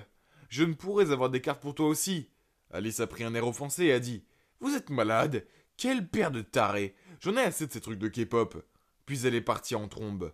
Nous sommes restés abasourdis. Mais bon, si elle ne pouvait pas respecter mon hobby et m'aimer pour ce que je suis, alors très bien, bon débarras Alice. Après cela, Louis et moi sommes allés dans un café pour parler de tout ce qui concerne BTS. Et jusqu'à ce jour, nous sommes toujours bons amis, et je suis reconnaissant d'avoir mis un terme à ma relation avec cette horrible fille. Après cette relation, j'ai laissé ma vie amoureuse un peu de côté, car j'étais occupé à regarder des vidéoclips en streaming, à voter pour BTS lors des remises de prix, et à suivre tout leur contenu en plus de mes études. J'étais parfaitement heureux de vivre ma petite vie de fanboy, sans aucune fille. Mais un jour, tout a changé. J'étais dans le bus pour aller en cours, car je ne me sentais pas assez bien pour conduire après une nuit blanche à regarder un live stream de BTS. J'ai dû m'assoupir parce qu'à l'instant d'après, je me suis réveillé et je m'appuyais sur l'épaule d'une fille. Je me suis rapidement excusé auprès d'elle, et elle a simplement ricané. Puis j'ai regardé de plus près et, oh mon Dieu, je n'avais jamais rencontré une aussi belle fille dans ma vie. Elle était comme un mélange de 4 membres de Blackpink. Heureusement, j'étais assez intelligent pour lui demander son numéro et lui proposer de lui offrir une boisson pour me faire pardonner d'avoir presque bavé sur son épaule. Après la classe, nous nous sommes rencontrés dans un Starbucks et nous avons immédiatement sympathisé. Son nom était Emma et elle était si intelligente et jolie. Je devais la séduire pour qu'elle devienne ma petite amie. J'ai donc décidé de changer un peu de tactique. J'attendrai un peu avant de lui dire que j'étais un fanboy, et je me suis plutôt appliqué à en savoir plus sur elle d'abord et à lui faire comprendre qu'elle me plaisait vraiment. Puis au moment opportun, je partagerai avec elle ma passion pour la K-pop. Très vite, nous sommes devenus très proches et nous faisions tout ensemble, et j'ai finalement senti que le moment était venu. Je l'ai raccompagnée chez elle et j'ai décidé de mettre ma playlist de K-pop. À ma grande surprise, elle a semblé intéressée et m'a demandé ce que c'était. Je lui ai dit à quel point j'aimais ça, puis je lui ai demandé nerveusement « Ça ne te fait vraiment rien parce que d'habitude, quand je le dis aux gens, ils se moquent de moi. » Elle a juste souri et a dit « Ok, maintenant c'est mon tour. » Puis elle a mis du death metal, ce qui m'a presque fait dresser les cheveux sur la tête. Elle a ri et a dit « Je sais ce que tu ressens, le death metal n'est pas non plus la tasse de thé de tout le monde. Mais bon, on a le droit d'aimer ce qu'on veut, non? Je respecte le fait que tu aimes la K-pop. » Oh mon Dieu, Emma pourrait-elle être plus parfaite? J'ai hâte de lui montrer ma chambre aussi. Mais de façon inattendue, la nuit où je l'ai invitée, son visage a changé quand elle a vu tous mes posters et mes merch. Je lui ai montré mes collections, mes poupées, mes photos, mais elle s'est contentée de sourire et de me fixer. Puis elle a pris sa main et a dit « Gabriel, c'est vraiment cool. Mais tu ne penses pas que c'est peut-être un peu trop? Je sais que tu les aimes, mais tu devrais peut-être commencer à dépenser ton argent pour des choses concernant ton avenir aussi. » Puis elle m'a dit qu'elle voulait rentrer à la maison. Je ne peux pas nier que j'ai été blessé. Mais je savais que c'était la bonne fille pour moi, et qu'elle avait juste besoin d'un peu de temps pour comprendre que c'était plus qu'un simple hobby pour moi. J'étais donc déterminé à lui faire aimer la K-pop. J'ai commencé à lui envoyer des chansons, à lui recommander des émissions coréennes à regarder. Une fois, j'ai même prétendu que je l'emmenais en pique-nique. Mais je l'ai emmenée à Army Fest. Emma s'est laissée faire, mais elle ne semblait toujours pas intéressée. Puis la meilleure des nouvelles est arrivée. J'ai découvert que BTS allait donner un concert à Londres. Je voulais absolument y aller et j'ai parlé à Emma de prendre l'avion pour le concert. Mais elle a dit « Gabriel, n'est-il pas le même jour que notre concours de marketing? Il y aura des chasseurs de tête là-bas. Et tout, tu ne peux pas le manquer. C'est ta chance de décrocher un bon emploi. » Je m'en fichais et j'ai répondu en plaisantant « Mais j'ai attendu de les voir toute ma vie. C'est un rêve qui se réalise. Qui a besoin d'un travail quand on a BTS? Je vais à Londres, bébé. » Mais Emma n'a pas ri. En fait, elle s'est mise en colère et a commencé à me crier dessus en me disant que j'étais si immature et que si je ne grandissais pas bientôt, elle ne pourrait plus être avec moi. Elle a même pleuré en disant qu'elle avait besoin d'un homme responsable qui pensait à son avenir et elle est partie en courant. Après ça, c'était silence radio. J'étais coincé dans un dilemme. C'était mon plus grand rêve de voir BTS en concert. Mais pourquoi je me sentais si mal? J'ai décidé d'attendre quelques jours pour réfléchir et j'ai fini par réaliser qu'il y aurait d'autres concerts, n'est-ce pas? Je ne pouvais vraiment pas rater le concours. Je veux dire, comment pourrais-je soutenir BTS sans argent? J'avais besoin d'un travail. Alors même si cela a brisé mon cœur de fan, j'ai dit à Emma que j'allais laisser tomber le concert cette fois-ci et aller au concours. Emma a immédiatement souri et a dit « Vraiment ? Je suis si fier de toi, Gabriel !» Puis elle m'a donné un gros bisou et je me suis rappelé que cela en valait la peine et qu'au moins j'avais toujours ma petite amie. Mais soudain, Emma a recommencé à parler. « Gabriel, il y a quelque chose que je dois te dire. En fait, le professeur Dubois m'a dit que le concours a été reporté temporairement. Donc c'était juste un test. » Puis elle a dit qu'elle voulait juste voir si je pouvais trouver mes priorités. Elle aimait ma passion pour la K-pop, mais tout doit être équilibré et elle voulait s'assurer que je prenais les autres parties de ma vie aussi sérieusement que la K-pop. Puis elle m'a tendu son téléphone et m'a dit « Regarde, je n'arrivais pas à y croire. C'était 2 tickets pour le spectacle de BTS. Elle les avait achetés pour moi. J'étais si heureux que j'ai fondu en larmes et je n'ai pas pu m'empêcher de les serrer dans mes bras. Je pensais que c'était le plus beau moment de ma vie, mais le concert de BTS l'était encore plus. Surtout qu'Emma était à mes côtés. Nous sommes toujours ensemble et devinez quoi ? Elle a même pris parti pour Jin maintenant. Elle est vraiment la fille parfaite pour moi et j'ai hâte de passer ma vie avec elle. Si en 2031 vous voyez une famille de 4 personnes crier à tue-tête un concert de BTS, il y a de fortes chances que ce soit moi, Emma et nos futurs enfants. Ne soyez pas timides, venez dire bonjour. Les gars, je veux vous parler de mon été le plus mémorable. Cela implique une maison sans parents, la fille de mes rêves, et l'énorme secret de mon petit frère Gabriel. En fait, Gabriel ne veut pas que je vous en parle. Mais cette histoire est trop drôle pour la garder pour nous. Alors restez à l'écoute. Laissez-moi vous raconter ce qui s'est passé. Imaginez la scène. Je suis là à manger des cornsdogs quand mes parents annoncent qu'ils partent en vacances pour leur 20e anniversaire de mariage. Cela signifie que je serai seul à la maison toute la semaine dans notre grande ferme entourée de vastes champs. Ça a l'air génial, non ? Mais attendez, c'était encore mieux quand mes amis d'enfance qui vivaient maintenant dans une autre ville étaient aussi de retour en ville pour les vacances d'été. Bien sûr, mes parents m'ont permis de les inviter pendant leur absence. Tellement nos familles étaient proches. Oh mon Dieu, je n'ai pas vu Jules depuis plus d'1 an. Et sa sœur Amandine aussi. Ouais, je ne devrais pas dire que j'ai le plus gros béguin pour la sœur de mon meilleur ami. Mais c'est le cas. Bref, ça allait être un été au paradis. Mais vous savez, l'homme propose et Dieu dispose. Il s'est avéré que mes parents n'allaient pas prendre Gabriel avec eux parce qu'ils estiment que j'étais assez grand pour m'occuper de mon petit frère. Ah, quelle déception. Comment je pourrais impressionner Amandine quand j'ai un enfant pleurnichard à ma charge ? Je devrais réfléchir rapidement. Donc, dès que nous avons salué nos parents, je lui ai passé ma PS4 et lui ai dit « Gabriel, tu peux jouer dessus, mais seulement si tu me promets de faire ce que je te demande et de rester en dehors de mon chemin. » Bien sûr, il a accepté. Je veux dire, quel garçon de 8 ans ne voudrait pas jouer à Fortnite ? Je le surveillais de temps en temps et lui donnais du jus et des collations. De cette façon, j'ai eu beaucoup de temps à passer avec Jules et Amandine. Les choses se passaient bien les premiers jours et rien ne vaut d'être entouré de son meilleur pote et de son coup de foudre toute la journée. Waouh, je ne pouvais pas détacher mes yeux d'Amandine. Elle paraissait encore plus belle. Et un soir, on était assis dehors à regarder les étoiles. C'était tellement romantique, surtout quand Jules a trouvé ça ennuyeux et nous a laissés pour aller au lit en premier. J'étais sur le point de tenter le coup du bâillement et de tendre mon bras pour l'enrouler autour de ses épaules, quand Gabriel est apparu et s'est glissé entre nous. Je lui ai lancé un furieux regard et en serrant les dents, je lui ai demandé ce qu'il voulait. Il a juste haussé les épaules et dit « Nathan, j'en ai assez de ce jeu maintenant, je veux une glace. » Amandine a rigolé puis l'a emmené pour en chercher. « Quoi ? Comment ce petit crétin ose-t-il ruiner mes manœuvres ? Quel rabat-joie ! Il fallait que je trouve une nouvelle astuce pour gérer ce gamin agaçant. Le lendemain matin, j'ai dit à Gabriel que s'il voulait télécharger un nouveau jeu de son choix, il devait aller dans le champ et trouver un épi de maïs avec exactement 200 graines dessus. On aurait dit qu'il allait pleurer, mais il allait dans le champ. Oh, comme je suis intelligent. J'ai envoyé mon petit frère se balader. Je m'attendais à ce qu'il abandonne au bout de quelques heures, mais non. Il a cherché toute la journée. Il a même réussi à entraîner Jules pour l'aider. Au final, il a quand même dû revenir les mains vides. Quoi qu'il en soit, je dois remercier mon stupide frère de m'avoir permis de passer un si bon après-midi avec Amandine. Cette nuit-là, on s'est assis tous ensemble dans le salon et on a raconté des histoires de fantômes effrayantes. J'espérais qu'Amandine flipperait tellement qu'elle se blottirait contre moi pour se protéger. Alors je leur ai parlé de la maison vide en haut de la route, qui était aussi la propriété de notre famille. Mes grands-parents y vivaient, mais elle était abandonnée depuis plus de 40 ans. Il y avait beaucoup de rumeurs sur le fait qu'elle était hantée. Un fermier a dit qu'il avait vu une femme fantôme près de la fenêtre, mais qu'elle s'était volatilisée. Et quelques d'autres ont affirmé avoir vu une silhouette effrayante sortir de la maison et les poursuivre. Amandine a gloussé puis a dit « Oh effrayant, on devrait aller voir. » Quoi ? Ce n'était pas ce que j'avais en tête. En fait, elle ne semblait pas du tout effrayée. Je ne voulais pas y aller. C'était vieux et effrayant, et rien que d'y penser me donne la chair de poule. Heureusement pour moi, Gabriel nous a fortement découragés en disant qu'il avait entendu quelqu'un pleurer dans cette maison, et nos parents ne nous ont pas permis d'y aller. Et puis, venu de nulle part, j'ai senti un vent glacial souffler sur moi en sifflant, ce qui a fait dresser les cheveux sur ma tête. Et boum! Les lumières se sont éteintes, laissant passer la pièce entière dans l'obscurité. Tout le monde était confus. Que diable se passait-il? Je ne voulais pas mourir maintenant, pas tant que je n'avais pas encore fait part de mes sentiments à mon béguin. J'étais perdu dans mes pensées terrifiantes quand la lumière est revenue. Et tout le monde a immédiatement éclaté de rire. Oh mon Dieu! Je me suis retrouvé assis sur les genoux d'Amandine, la tête entre les mains. Il s'est avéré que c'était mon vilain petit frère qui avait éteint la lumière pour faire une farce.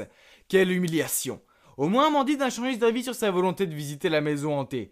Mais les jours suivants, des choses bizarres ont commencé à se produire. Je suis allé chercher un truc à grignoter dans mon butin secret sous mon lit, mais qu'est-ce que c'est? Toutes les barres sneakers avaient disparu. Ça ne pouvait pas être Gabriel puisqu'il détestait les sneakers, n'est-ce pas? Ensuite, alors qu'on regardait un film, Amandine a commencé à trembler. Alors, étant le gars génial que je suis allé la chercher une couverture pour elle, mais eux, toutes les couvertures avaient disparu. Quand je suis retourné et que j'en ai parlé à Jules et Amandine, Amandine a dit que c'était étrange, car l'autre jour, elle me trouvait pas son pyjama. Et le paquet de gâteaux de Jules avait aussi disparu. Alors, il y avait un vrai fantôme dans notre maison. Quant à mon frère, il agissait comme s'il était hanté. Il ne parlait presque plus et pendant 3 jours d'affilée à 18h précises, il disparaissait de la maison pendant des heures. C'était vraiment étrange, je veux dire. C'est le créneau horaire de son émission préférée. Il ne manquerait jamais Adventure Time sans une bonne raison. Pour moi, c'est génial que Gabriel ne soit pas là. Mais comme je suis le frère aîné, je dois quand même garder un œil sur lui car maman et papa n'auraient pas été très contents si je le perdais ou quelque chose du genre. Cette nuit-là, il a de nouveau disparu mystérieusement. J'étais très curieux et je suis parti à la recherche de Gabriel, mais je ne l'ai trouvé nulle part. Paniqué, j'ai couru dans le jardin en criant son nom. Finalement, j'ai senti une main frapper sur mon épaule. Mon cœur battait la chamade. Je me suis retourné pour voir Gabriel debout, en sueur. Je lui ai crié dessus. « Tu ne peux pas juste t'enfuir sans dire un mot, où étais-tu » Mais Gabriel a répondu calmement. « Et alors ? C'est mon affaire, pas la tienne ?» Puis il a couru directement à l'intérieur. Il se moque de moi. D'accord, s'il veut jouer au secret, alors ça ne me dérange pas non plus de jouer au détective. Je devrais découvrir de quoi il s'agit. Alors j'ai réuni Amandine et Jules et j'ai trouvé un plan génial. Le lendemain, au déjeuner, comme prévu, Gabriel est entré dans la cuisine et tout était prêt. J'ai posé sur la table un pot rempli de bonbons attirants, et comme prévu, Gabriel en a immédiatement pris une poignée et les a mis dans sa bouche. Oh, regardez son visage heureux. Il n'avait aucune idée de ce que je lui réservais. Juste après ça, nous sommes entrés dans la pièce. Comme il ne voulait pas être pris en train de manger en cachette, Gabriel s'est rapidement caché sous la table, et bien sûr nous avons fait semblant de ne pas savoir qu'il était là.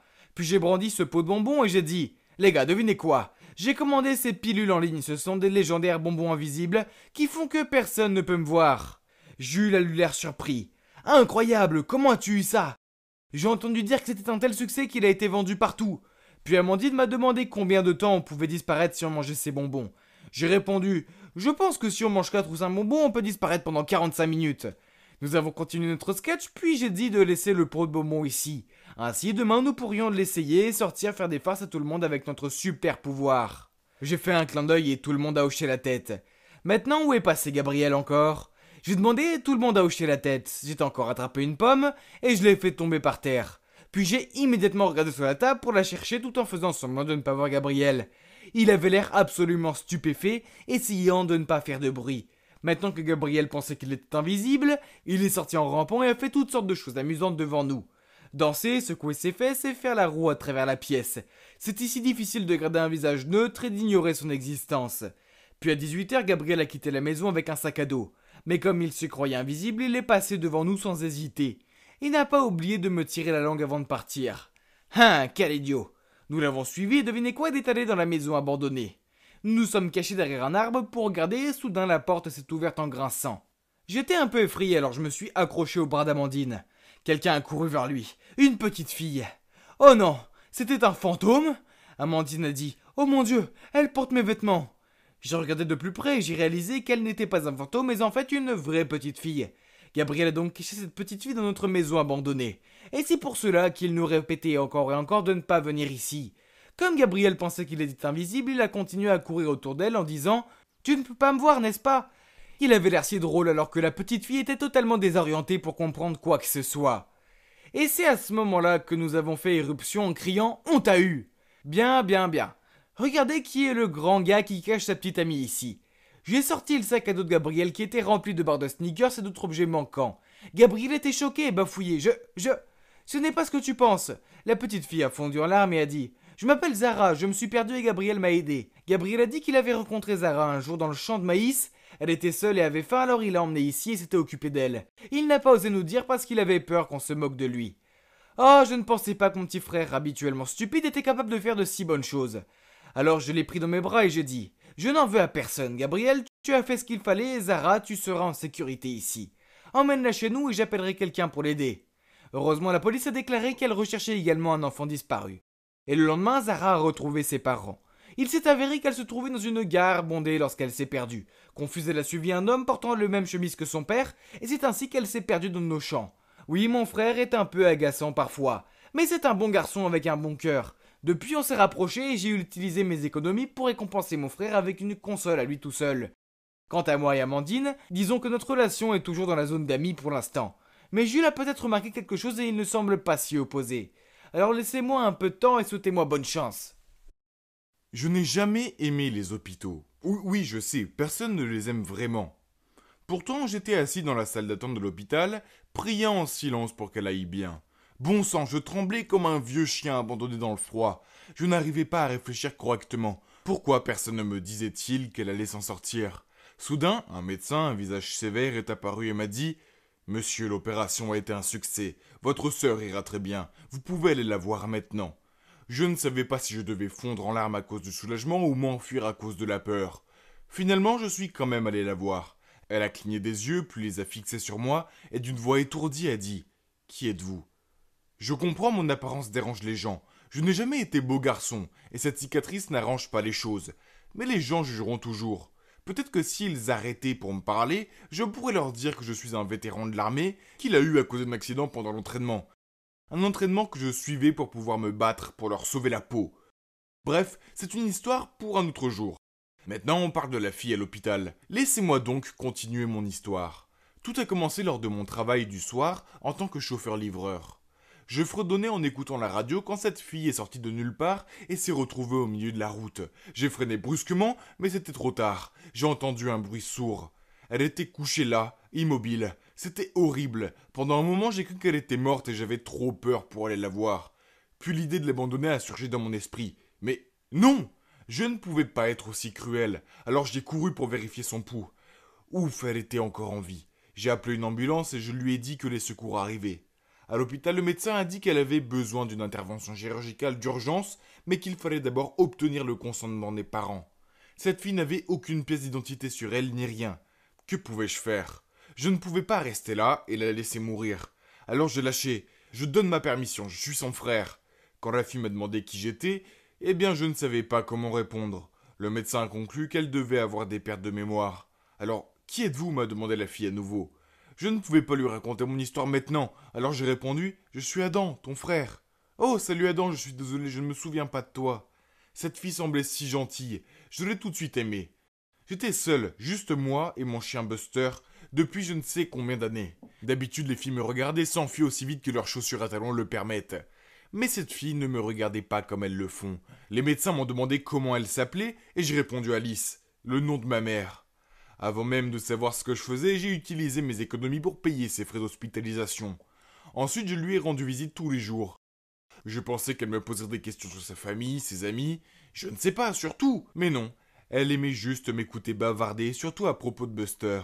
Quand elle fut prête à quitter l'hôpital, je l'ai emmenée chez moi. J'ai aménagé la chambre d'amis, acheté de nouvelles couvertures de lit, j'ai étalé des vêtements sur le lit et j'ai mis quelques fleurs pour que ce soit plus joli. Alice a eu l'air d'apprécier. Elle a souri, m'a dit que j'étais gentil et m'a pris dans ses bras. Je parie que je rougissais comme une tomate. Je l'ai laissé se préparer puis j'ai commencé à préparer le dîner. Elle est descendue dans cette robe que j'avais achetée au centre commercial pour elle. Et oh mon Dieu, on dirait un tableau. Je lui ai prétexté d'aller lui chercher un verre pour qu'elle ne voie pas à quel point j'étais troublé. Je pensais qu'elle me demanderait des choses sur sa vie, mais non, pas une seule question. Alors j'ai décidé de lui dire quand même. Je veux dire, j'avais passé des jours à inventer l'histoire, alors autant la partager avec elle. C'est juste toi et moi, et c'est comme ça depuis longtemps. Nos parents sont décédés il y a quelques années maintenant. Notre mère s'appelait Alice aussi. Oh, c'est un joli prénom, a-t-elle murmuré. Est-ce que je lui ressemble? Oui, tu as ses cheveux. Je lui ai raconté d'autres choses, comme le fait qu'elle venait de rompre avec son petit ami et qu'elle était entre deux maisons en ce moment. Je sais que ça semble fou, mais c'est comme si elle absorbait ses mots et elle en retirait un certain réconfort. Le lendemain, les choses ont changé et Alice a commencé à faire des choses bizarres. Je suis descendu de bonne heure pour découvrir qu'elle avait vidé tous les placards de la cuisine et qu'elle les nettoyait. Quand je lui ai demandé ce qu'elle faisait, elle m'a ignoré et a continué. Comme si elle était dans sa propre bulle et ne m'entendait pas du tout. Je me suis dit que c'était probablement sa façon, elle, de s'adapter à tout. Mais son comportement étrange a continué. Quand un livreur a frappé à la porte, elle a sauté derrière le canapé. Après, je lui ai demandé ce qui se passait. Mais elle a dit qu'elle cherchait juste sa boucle d'oreille perdue. Une autre fois, j'attendais que mon émission préférée commence et nous étions tous les deux en train de discuter sur le canapé. Mais elle a soudainement pris la télécommande de la télévision, l'a éteinte, puis elle est sortie de la pièce avec la télécommande. C'était normal, n'est-ce pas? Elle avait traversé beaucoup d'épreuves. Peut-être que c'était une étape de son rétablissement. La plupart du temps, elle était une fille si douce et adorable. Elle me préparait toujours des encas à emporter au travail, et elle s'occupait tellement de Buster. D'accord, elle faisait toujours son rituel de nettoyage des placards tous les matins. Mais bon, nous avons tous nos bizarreries. Avoir une autre bouche à nourrir signifiait que je devais travailler plus d'heures. Mais cela ne me dérangeait pas. Pour une fois, je me sentais utile. Elle m'a aidé à trouver une raison de vivre à nouveau, au lieu d'exister sans but. Je lui apportais souvent des friandises à la maison, comme des biscuits ou de la pizza hawaïenne, ses préférés. Si je travaillais de nuit, elle m'attendait toujours. Je me sentais tellement bien quand j'arrivais à la maison que je la voyais assise avec Buster. Je n'avais plus d'argent à la fin de chaque mois, mais j'avais quelque chose de plus, j'avais le bonheur. J'aimais cette fille, je l'aimais plus que tout, mais je ne pouvais pas le lui dire, car elle pensait que j'étais son frère. Je savais que je devrais lui dire la vérité, mais je ne savais pas comment m'y prendre. Un matin, quand elle a fini de nettoyer les placards et que nous prenions le petit déjeuner, je lui ai parlé du travail que j'avais à faire. Livrer un colis à Cherry Hill Street. Elle a écarquillé les yeux, puis m'a dit qu'elle voulait venir aussi. C'était surprenant, car elle m'avait montré aucun intérêt à quitter la maison auparavant. Je veux dire, elle refusait même de prendre Buster pour une promenade, mais j'ai accepté sans poser de questions. Je lui ai dit d'attendre le camion pendant que je livrais le colis, mais quand je suis revenu, elle n'était plus là. J'ai couru dans tout le quartier à sa recherche, puis j'ai vu une foule et on aurait dit qu'il y avait eu un accident de voiture. Mon visage a pâli. J'ai couru au plus vite que possible pour voir qui était la victime, et heureusement ce n'était pas elle. Ouf! J'ai continué à regarder autour de moi et finalement je l'ai trouvée. Elle était assise sur le trottoir avec sa tête dans ses mains. Elle pleurait. Je me suis assis à côté d'elle et je lui ai serré dans mes bras. Elle avait peut-être trop peur d'être témoin de ce terrible accident. Puis quand elle était prête, je l'ai ramenée à la maison. Le lendemain matin, je suis descendu en m'attendant à la voir nettoyer les placards, mais elle n'était pas là. Je lui ai préparé des toasts et un café et je les ai montés dans sa chambre. Elle a ouvert la porte, m'a regardé fixement, puis a dit « Je me souviens de tout. Je sais que tu n'es pas mon frère. Alice, je suis vraiment désolé, je voulais juste t'aider. » Elle m'a crié dessus. « Je ne m'appelle pas Alice. » Puis elle est passée devant moi en trombe. Je me suis précipité derrière elle et j'ai entendu la porte se refermer. Elle était partie. Alors c'était tout. J'étais de retour à ma vie solitaire et triste. Chaque jour avec le travail, je rentrais à la maison et je ne voyais personne qui m'attendait. Pas de repas chaud, pas de rire, rien qu'une maison vide et ennuyeuse. 3 mois ont passé et un jour je livrais des cartons à ce riche propriétaire de magasin. Les cartons étaient très lourds et l'un d'entre eux est tombé dans mes bras et a chuté le sol. Le propriétaire du magasin a commencé à me crier dessus. « Espèce d'idiot, je ne te paye pas pour être négligent. » Mais qu'est-ce que je peux espérer? Tu n'es même pas capable de t'occuper de ton propre visage. Je n'ai rien dit. Au contraire, j'ai regardé mes pieds, puis j'ai entendu des pas. J'ai levé les yeux et elle était là. C'était Alice. Oh non, je ne voulais pas qu'elle me voie me faire mépriser comme ça. Soudain, elle a crié. « Hé, ce n'est pas parce que tu as de l'argent que tu peux dire n'importe quoi aux autres. Excuse-toi auprès de lui ou je ne te lâcherai pas. » L'homme a ricané et lui a dit de s'en aller. Je ne pouvais pas supporter ça, alors je suis parti, mais Alice s'est précipitée après moi et m'a appelé. « S'il te plaît, Adam, laisse-moi te dire la vérité. » Je me suis arrêté de marcher et c'est là qu'elle m'a tout dit. Il s'avère qu'elle n'a jamais perdu la mémoire. Elle a fait semblant parce qu'elle voulait échapper à sa vie misérable. Son mari était un homme cruel qui l'a trompée, la battait et l'a dominée. Il était un célèbre présentateur de télévision. C'est pourquoi elle a éteint la télévision cette fois-là, car elle l'avait vu à la télé. Elle se cachait quand on sonnait à la porte, car elle était terrifiée à l'idée que ce soit lui. Et elle rangeait le placard chaque matin par habitude, car si elle ne le faisait pas à la maison, il la battait. Quoi? Mais c'était fou! J'avais besoin de réponses, alors je lui ai demandé. Donc, tu as fait semblant de retrouver la mémoire et cette colère. C'était un mensonge? Adam, je suis vraiment désolé. Je savais que je ne pouvais plus t'entraîner dans ma vie privée. J'habitais dans la rue de Cherry Hill. C'est pourquoi je suis venu avec toi. J'ai découvert que mon mari pensait que j'étais morte. Alors il a épousé une autre femme. Je lui ai fait signer les papiers du divorce et m'est libéré. Je l'ai aussi obligée à me donner une pension, sinon je ruinerais sa précieuse carrière. Puis elle m'a tendu de l'argent et m'a dit que c'était pour couvrir les dépenses pendant qu'elle vivait avec moi, et qu'elle m'enverrait aussi de l'argent pour couvrir ses frais d'hôpital. Nous nous sommes serrés l'un contre l'autre et j'ai pleuré comme un bébé. C'était trop pour moi. Mais à ma grande surprise, elle a souri et m'a serré la main et m'a dit « Salut, je suis Julia, c'est un plaisir de te rencontrer. » Après cela, grâce à son ex, Julia a pu acheter une jolie petite maison. En fait, je l'aide à la rénover.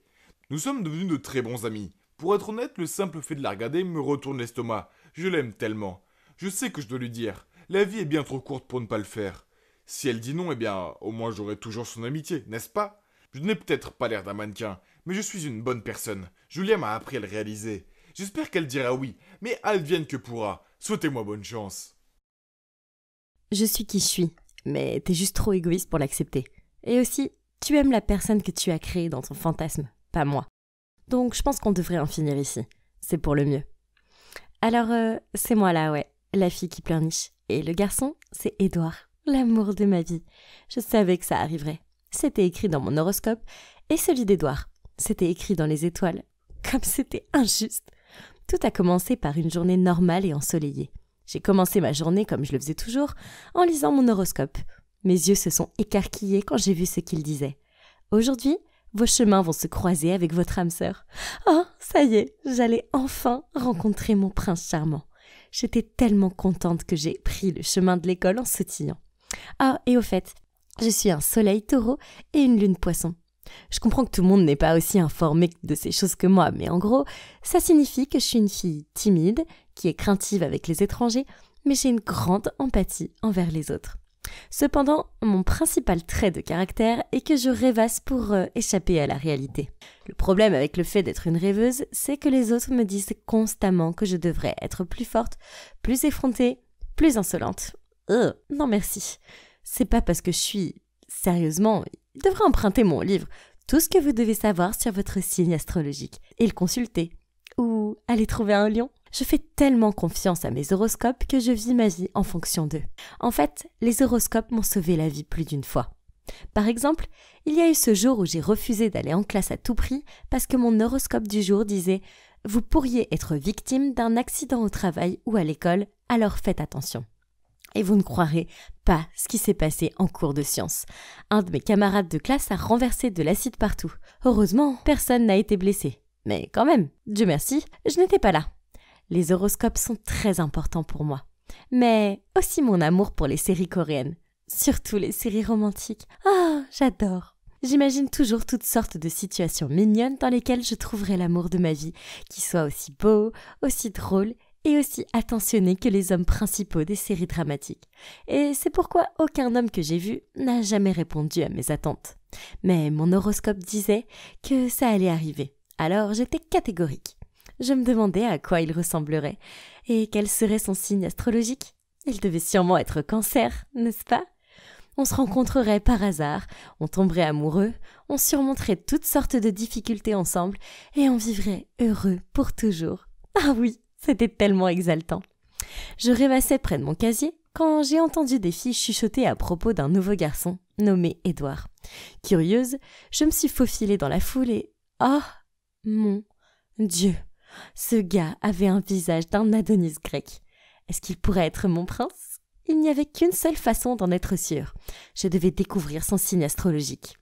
Mais, comme je l'ai dit, je suis une fille timide. Alors, je n'allais pas m'approcher de lui et lui demander sa date de naissance, parce qu'il m'aurait prise pour une fofolle.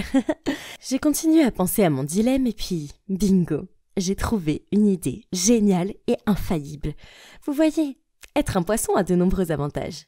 Comme il était nouveau, son dossier serait à la réception pour que Madame Shillington s'en occupe. J'ai attendu le début de la pause déjeuner parce que je savais que je serais plus calme là-bas. Et je me suis faufilée jusqu'à son bureau et j'ai scanné le dossier d'Édouard. Quoi? Il est bélier, complètement mon opposé. Comment il pourrait être le bon? En m'éloignant, je ne pouvais pas m'empêcher de penser. Son signe de lune croissante doit être poisson ou cancer. Ou peut-être quelque chose qui correspond au mien. C'était impossible d'en être sûr sans connaître l'heure exacte de sa naissance. Il devrait vraiment rendre cette information obligatoire dans les documents, parce que c'est important. J'étais tellement perdue dans mes pensées que je me suis heurtée à quelqu'un. J'ai levé les yeux et marmonné un « Désolée ». Oh mon Dieu, c'était Édouard. C'était ça. Nos chemins s'étaient croisés. Bientôt, il m'inviterait à une promenade sur la plage et on s'embrasserait au clair de lune. « Hey, tu vas bien ?» Il m'a fixée, mais j'étais trop occupée à fantasmer pour me concentrer. Je pense que j'ai peut-être un peu bavé aussi. « Tu vas bien, n'est-ce pas ?» J'ai fini par m'en sortir. J'ai rougi et j'ai murmuré. « Ouais, je vais bien. Je sais que je suis une jolie fille. Hey, nous les poissons, on a un charisme naturel. » Et puis, j'avais cet air timide. Comment un garçon pourrait-il résister à ce charme? Donc, je n'étais pas si surprise quand Édouard a dit « Bien, tu m'as inquiétée pendant une minute, alors... je suis nouveau ici et je connais pas vraiment quelqu'un. » Il s'est gratté le cou. « Alors, est-ce que tu veux bien prendre un café après l'école? En plus, ce sera ma façon de m'excuser de ne pas avoir regardé où j'allais. » J'ai fait mon plus beau sourire et j'ai dit « Bien sûr. » Il s'est arrangé pour me rencontrer dans ce café voisin. Je sais que je vous ai dit que je suis quelqu'un de silencieux, mais étonnamment, Édouard et moi avons vraiment sympathisé. Nous avons partagé un muffin et il m'a dit que de me rencontrer avait été le meilleur moment de sa journée. Il m'a même demandé mon numéro avant que je ne rentre chez moi. Oh, youpi! Oh, j'ai aussi découvert à quelle heure il est né. Je me suis précipitée à la maison pour regarder son signe astrologique. Et comme je m'y attendais, sa lune et son ascendant sont des signes du cancer, ce qui me correspond parfaitement. À partir de ce jour-là, nous avons commencé à nous envoyer des textos et à nous appeler. Et nous nous sommes même vus tous les jours. C'était génial. Jusqu'au jour où il m'a demandé si je voulais être sa petite amie. Oh mon Dieu, bien sûr que je le voulais. Tout se passait exactement comme je l'avais imaginé. Mais c'est aussi à ce moment-là que les choses ont commencé un petit peu à foirer. Ok. Mon obsession de l'horoscope signifie que je parle sans cesse des étoiles, des planètes, de la lune, du soleil et des personnalités de chaque zodiaque. Je sais que cela rend fou parce que il est tellement sceptique. Un jour, dans son horoscope, il était écrit qu'il devait se ménager aujourd'hui et éviter les exercices fatigants. Mais Édouard avait un match de basket important à l'école. Je l'ai supplié de ne pas y participer, mais il n'a rien voulu entendre. Il a dit que c'était absurde. L'équipe avait besoin de lui et il ne pouvait pas les laisser tomber sur un coup de tête. J'étais folle d'inquiétude à l'idée qu'il puisse se casser la jambe ou quelque chose du genre. Je ne pouvais pas laisser ça se produire. Alors j'ai mis du sirop laxatif dans sa bouteille d'eau. Quelques cuillères suffiraient, n'est-ce pas? Alors, je pense que j'en ai mis peut-être un peu trop parce qu'il a disparu dans les toilettes pendant des heures. Oups, et l'équipe a perdu. Mais au moins, mon petit ami n'a pas eu d'os cassé, pas vrai? C'est pas tout. Il était vital pour moi qu'il fasse toutes sortes de gestes romantiques comme ils le font dans les drames coréens que j'adore. Ainsi, je l'ai obligé à se pointer devant ma maison en plein milieu de la nuit, puis m'appeler pour me dire d'aller à la fenêtre afin qu'il puisse me voir parce que je lui manquais tellement qu'il avait besoin de voir mon visage. Oh, c'était tellement romantique. Oh, surtout quand il pleuvait. Rien n'est plus sexy que votre petit ami sous la pluie devant votre maison. Bien que je pensais que c'était tout à fait normal, Édouard ne le pensait pas. Il a pensé que j'étais folle, et il a fini par avoir un rhume après. Puis un matin, j'ai vérifié nos horoscopes et j'ai fixé l'écran de mon téléphone en état de choc. On allait se séparer, et c'est là que j'ai reçu un message de lui. « Il faut qu'on parle, je te retrouve après les cours. » Oh mon Dieu, ça c'était pas bon signe. Voulait-il vraiment mettre fin à notre relation ? Toute la journée, j'ai imaginé différents scénarios de rupture dans ma tête. Quelle torture! À la fin de l'école, je voulais juste en finir, rentrer chez moi et pleurer sur mon oreiller. Édouard était super silencieux, mais il ne pouvait même pas croiser mon regard, et son air était si sérieux, je me suis dit « Oh non, c'était vraiment en train d'arriver. Notre rupture était inévitable. » Mais ça ne voulait pas dire qu'il devait le faire. Oui, c'est vrai. Alors, dès qu'il a commencé à parler, je me suis interposée et j'ai dit « Je suis désolée, Édouard, mais on doit rompre. » Édouard a eu l'air confus. Au début, il pensait que je rejouais une des scènes romantiques, mais quand il a réalisé que c'était pas le cas, il a demandé pourquoi et j'ai répondu « Parce que nos horoscopes le disent. » En colère, il a répondu « Ariane, j'allais te présenter mes parents ce soir parce que je t'aime. » Quoi ? Il voulait que je rencontre ses parents et que notre relation passe à l'étape suivante ? Bégayant, j'ai rapidement essayé de me corriger, mais il ne m'a pas écouté. Tu fais plus confiance à une ordure d'internet qu'à ton propre petit ami. Je suis qui je suis, mais t'es trop égoïste pour l'accepter. Et aussi, tu aimes la personne que tu as créée dans ton fantasme, pas moi. Donc je pense qu'on devrait en finir ici. C'est pour le mieux. Et puis il m'a laissé là, seule, sous des flots de larmes. Je ne pouvais pas m'empêcher de penser à Édouard et à son air dévasté. Est-ce que j'ai mal lu les horoscopes ? Ou peut-être qu'ils se sont trompés ? Je l'aime et il m'aime aussi. On est fait l'un pour l'autre, n'est-ce pas ? Soudain, j'ai su exactement ce que je devais faire. Donc le lendemain soir, je suis allée chez Édouard. Il a ouvert la porte et il m'a jeté un regard confus. « Ariane, qu'est-ce que tu fais ici ?»« J'ai tout gâché et je suis vraiment désolée. S'il te plaît, pardonne-moi. » Il a reniflé, c'est vrai. Et si ton horoscope te dit quelque chose demain, alors quoi? Ça n'a pas d'importance. J'ai secoué la tête. Je suis prête à faire quelques changements. Pourquoi tu crois que je suis ici? Je suis prête à passer à l'étape suivante de notre relation et à rencontrer ta famille. J'ai brandi une boîte de chocolat. Ta mère aime les chocolats? Oui, Ariane, ma mère aime les chocolats, mais je t'aime encore plus. Ouf. Donc j'ai retrouvé mon petit ami et j'ai aussi rencontré sa famille, qui s'avère être super sympa. J'ai essayé de pas trop parler d'horoscope, mais j'ai peut-être demandé à sa gentille maman si elle était balance. Ouais, elle l'est, je le savais. Pour l'instant, je lis toujours mes horoscopes, mais je ne les prends plus aussi littéralement. J'ai appris que les étoiles disent les possibilités, pas la vérité. Et en fin de compte, tout ce qui m'arrive est basé sur mes propres décisions et choix. Rien d'autre. Les horoscopes m'ont permis de trouver Édouard, mais ils ont aussi failli me le faire perdre à jamais. Et il est hors de question que je refasse cette erreur.